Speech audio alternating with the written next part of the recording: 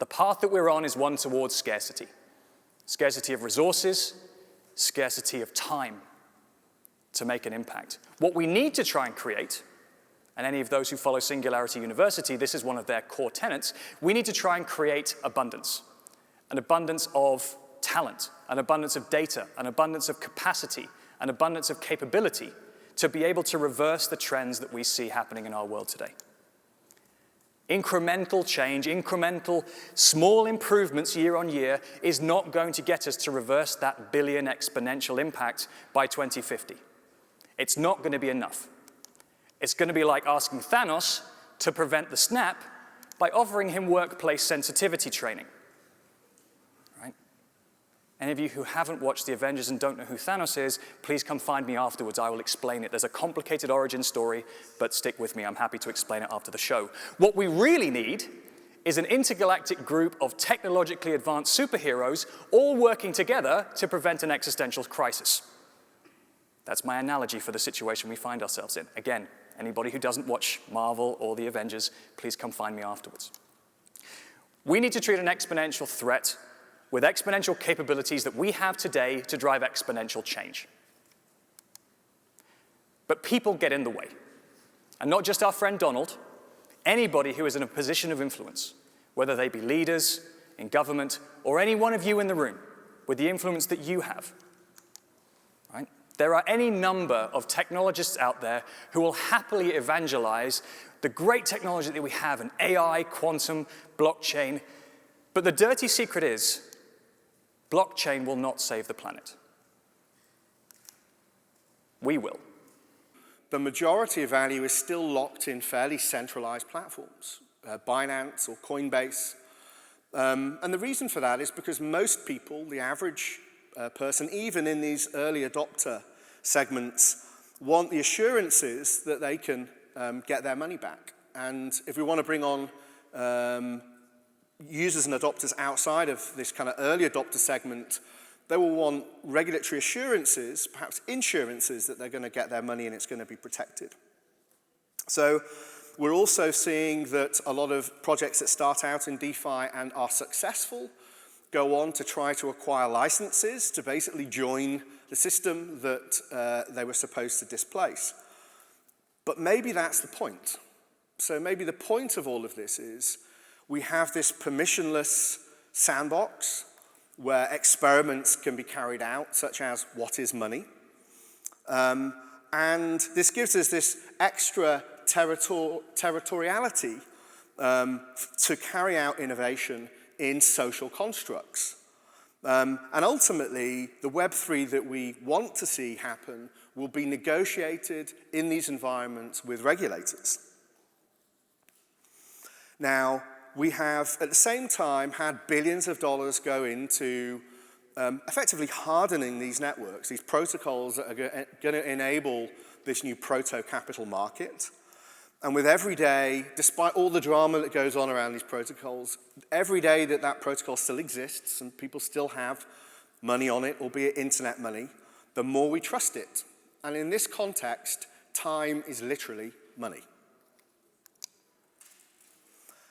At the same time, what we've seen in DeFi, I believe, is a prelude to other forms of economic experiments and social contracts beyond money that will be carried out. So if we look at the PKI infrastructure that we've had to take custody of internet money, I believe then that can then be extended to other forms of new digital value. And with this, we now have these new innovations. So we have verifiable state, and we have verifiable logic. And okay, crypto and this whole space is still fairly opaque. That's been perverted by the removal of equity when most people raise money through ICOs. But even with something like Binance, which you could say is very centralized, we can still verify certain things about Binance that happens on the network.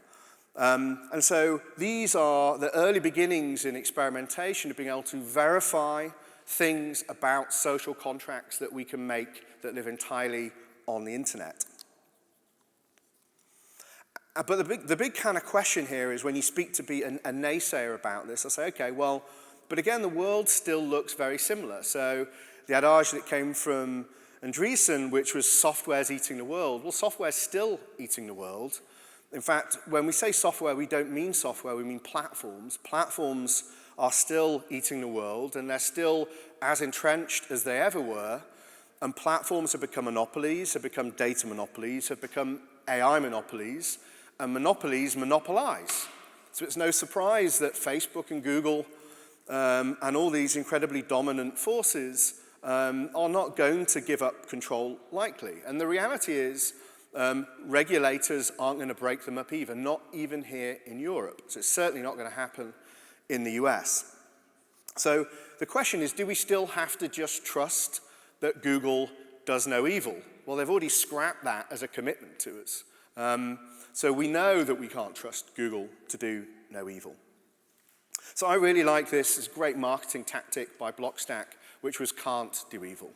And again, if we go back to this verification of trust, verification of state, verification of logic, increasingly we can be sure that there might be this market-driven decentralization. It is not going to come from regulators. We know that. And if we think about what the social contract of using the web is today, albeit implicit, is that you pay for a free web with your data. Today I want to talk about the biggest scam on earth, which is what you guys know about, which is what I know about, what our country did to the global economy in 2008, okay? Literally the biggest scam on earth. We're talking almost $1 trillion if you add everything up in the global economies of what happened, a complete disaster. During that time, and exactly right at the time of the crash, something wonderful was created. Many believe that that was the reason it was created. And what I'm talking about is blockchain, starting with the Bitcoin protocol. A lot of people say, oh, no, it wasn't. That wasn't the reason. But you know what? Whatever, because guess what? It literally started right at the time of the crash. So for the sake of my presentation and to, build the foundation of this wonderful protocol that everyone's talking about, that we're all here for, not just the Bitcoin protocol, but blockchain in general, we're going to keep it that Bitcoin and blockchain was birthed out of the biggest scam on earth to protect consumers, to protect society, to change things. There's a famous quote in history, and it's called, or it says, absolute power corrupts absolutely. Okay, and I think there's even some scientists, forgive me if I'm sounding, whatever, but I think there's scientists that even studied certain things with absolute power. And to a fact, it corrupts absolutely. Oh, okay. Well, got one of my little things off, but that's okay. I promised my PowerPoint was flawless when it got here, but that first line needs to go up a little higher, but it's okay, you guys can read it, right? Sorry, I'm like kind of very detailed oriented. Anyways, so literally, I'm not gonna get into the exact process of what happened in the 2008 crash. Everyone here looks very intelligent. You know about the asset-backed securities and collateralized debt, and you know that whole process. We're not going to get into that. That would be a 2-hour presentation. I want to highlight the key principles of how detrimental it was. Highlight then the key principles of blockchain technology, and then to close it out, I want to highlight how do we move forward into mass adoption with blockchain technology, and also the new institutionalized, centralized systems that are happening right now, like Facebook Libra and the JP Morgan coin. How do we move forward with that? So during that time in the crash, as you can see here, me, a United States citizen, and the rest of us paid almost $200 billion to bail out the banks. Okay, that's a lot of money. They were scamming everyone, and that goes all the way down to the loan officers at mortgage companies slanging these really crappy loans. Some could say, oh, well, they were naive and didn't know, but regardless, they were part of that system that was slanging horrible loans. We had agencies like Moody's and the rest of them on Wall Street giving fake reviews of these assets. That happens in our regulated government by the SEC, fake ratings of investment products. And here we are in blockchain, and they're calling us a scam. The ICO scam, granted, there was a ton of bad projects, scams in there. There were some really phenomenal ones, as we know, that came out of it. We're a little teeny droplet. We're a grain of sand on the beach compared to the corporate scams and fraud that go on every year in our central governments, our central banks, worldwide. I mean, I'm sure you heard of the one in Malaysia where the prime minister just got kicked out for, what, $2 billion about a year ago? $2 billion. Him and that other guy scammed the actual government, a fund that was set up for economic growth. And they're partying with Leonardo DiCaprio in the US, right? And models, buying them diamond rings and Ferraris. But here we are, the blockchain people, the ICO scammers, you know. Anyways, the Treasury Department bought almost $450 billion in banking stock to bail them out, which, by the way, they've made over 20% in profit from selling those recently through that time. That's kind of funny, too. And here's a famous quote, which I love to see. And this is one of many, by the way, of prolific leaders in the United States, government and economic leaders. This is from Alan Greenspan, what he said, right? The notion of a bubble bursting and the whole price level coming down seems to me, as far as a national, nationwide phenomenon, is really quite unlikely, okay? We had about 10 other of the biggest leaders in the economy in the US saying the same thing. It's never gonna happen, everything's fine. No, nothing's wrong. We had the CEO of LendingTree pumping loans. This is perfect, nothing's wrong. We already know why he was pumping them, because of profit, right? What is the main use case in terms of data and other tools that you're offering? Can you tell us about that? Yeah, absolutely. So I think there's probably almost two parts to that. There's what services is Chainalysis starting to build, and then there's also what do we see happening on the blockchain. So how are people currently using cryptocurrencies? And in terms of Chainalysis, I think the thing that's perhaps different from us as a compliance company relative to compliance use cases elsewhere is because on a blockchain you have the complete transaction, the complete history of transactions, but you don't have identities. It's actually a very different system from the traditional financial world, where a bank will know, this account number, it belongs to Philip, but they won't see all of my transactions. They won't necessarily tie my debit card transactions to my PayPal transactions. And so you can actually approach compliance from a different perspective when value is flowing on a blockchain. You don't need to understand, who the person is behind the transaction. You just need to understand, there is an entity that has this history of transactions. And then because it's all, digitally native, it's much easier to write, programs around that to actually make decisions in a more automatic way. Why should you be interested in cryptocurrency? As we can see that in the year of 2019, Facebook announced Libra, and Central Bank of China announced DSAP. So a lot of the traditional government and business leads are coming to the play of blockchain and cryptocurrency. And Bitcoin outperformed traditional assets by 300% on average. And it still outperformed all major financial assets in 2019, include gold, silver, and S&P 500. And it has very low correlation with gold and S&P 500 and other traditional commodities. And this is something that I want to mention. The halving event is happening within 3 months from today. And look at historical data, halving events constantly have positive effect on the Bitcoin price. And we see a lot of the interest from traditional institutions coming into play in Bitcoin and other cryptocurrency. So what do investors need to access crypto? They need legal fiat on-ramps, they need a complete ecosystem of financial products and services, and they definitely need seamless trading experience. So who are we?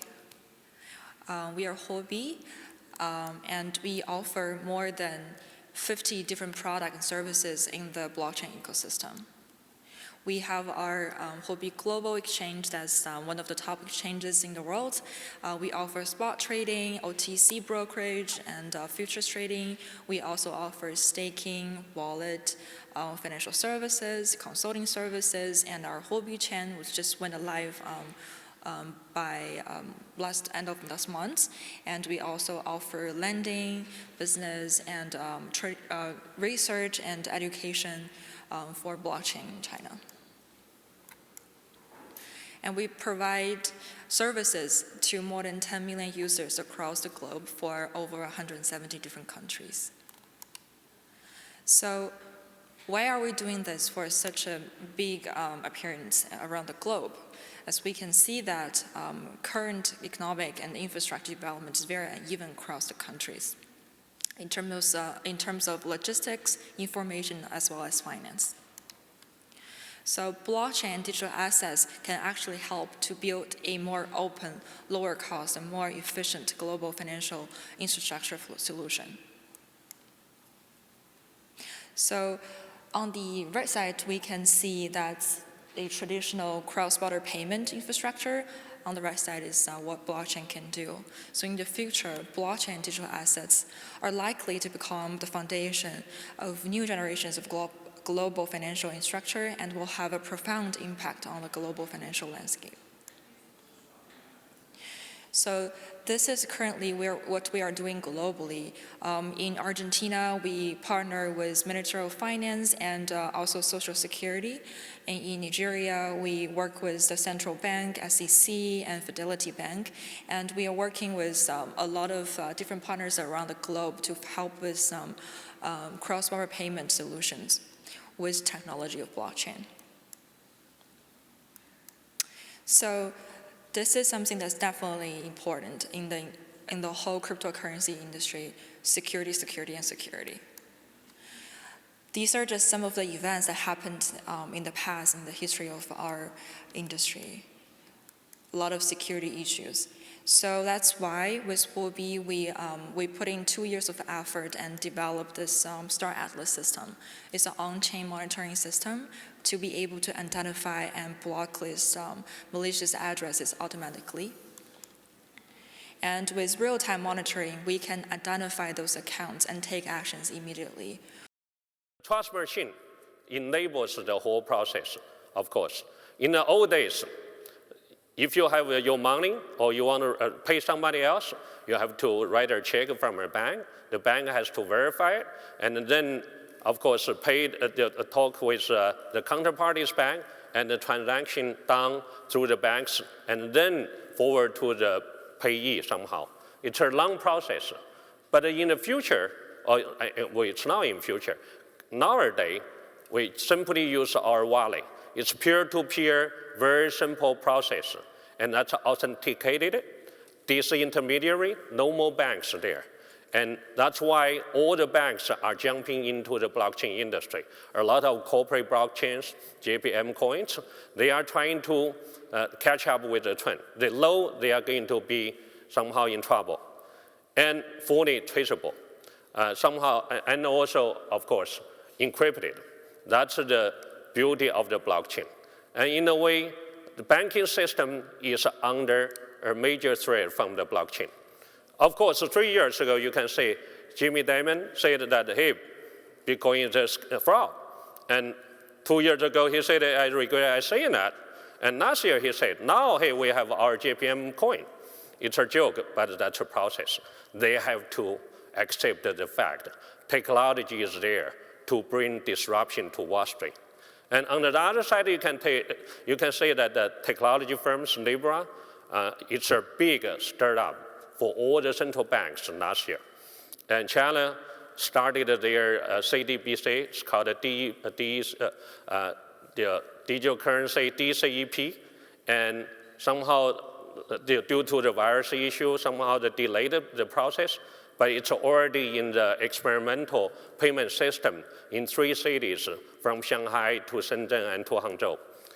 And we will see a lot more. The big corporations, Walmart, they are doing their own token as well. I was in Madagascar 2 weeks ago. Madagascar is the poorest place in Africa. It has the lowest GDP. It's the highest resource-rich country in Africa, fourth biggest country in the world. 90% of the people live under the poverty line. 95% of people have access to a 4G mobile phone. So you look at what the impact of things like blockchain and digital innovation can do in these places. In a country like in the UK, in Britain and in Australia, where 95% of your population are banked, yeah, are we going to move fast? Probably not. But when you're looking at some of the other countries in the emerging world where 90 to 95% of the people are not banked, this actually changes economic and social means. So I'm really keen to hear about what you're doing with the entrepreneurs, because the people that are leading this in the emerging world are the young kids. You look at Africa and India, youngest populations in the world, but they also have the hugest customer markets for all of you. We can test markets in these worlds as long as policy and regulation is good, and we're training entrepreneurs to build systems which they need to build for their countries. I think I grew up in Ireland, so Ireland and London for years before moving back 4 years ago. One of the things that I learned very quickly was the fact that the mass economy market in these emerging communities are ready-made and ripe to innovate very quickly. And the people who drive that innovation are the young people. So we decided to start this lab and specifically focus on mass economy products and be able to then see how, first of all, do we use blockchain to help these entrepreneurs to create a more transparent product, because one of the things that we also struggle with a lot of, we have so much data we're collecting, huge amounts of data. I mean, we build platforms and within a year we have 1 million customers or 2 million customers, which you can't get in the UK or in Ireland. It takes forever. Our cost per acquisition is sometimes as low as 10 cents. So it's a haven for investors. But so first of all, you look at that, then also you look at transparency, who's handling this data. There's young kids as well who are handling this huge amount of data. They build an application, they build a platform. The next day, they have 500,000 customers who are transacting on a payment platform. So okay, we can underpin it using blockchain technology. And then when we look at some of the problems that we want to solve across the ecosystem, so I'll take a specific example of one of the companies in our lab called Ecoba. So one of the key drivers for economies in most African countries is women. And in those women, we go to what we call savings groups. So these women have been existing, same thing in India, with any emerging market, for years, saving informally amongst themselves to borrow themselves, so that they can survive in the market. And we're talking about millions of women. I mean, Ecoba, this company, they have access to almost 8 million women in one go, just in one country. One country, 8 million women they are going to be talking to. But the savings group is also a functional bank offline, and is also a functional lending association at the same time, but is also a functional economy at the same time.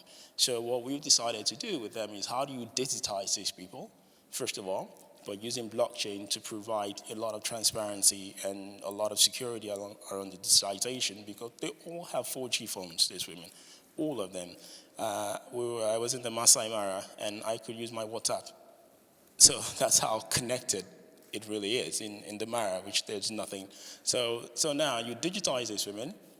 What this Ecoba guys did, after they digitize the women, then these women are already saving. So each woman saves about $30 a month. So they save $30 a month, each one of them, group of 30 people, then they borrow themselves the money. So that's how they survive in business. Then you have other groups who are much more, even women who have proper jobs and who are a little more technology savvy, save a lot more money. But within this whole ecosystem, they're always looking to find how they borrow money.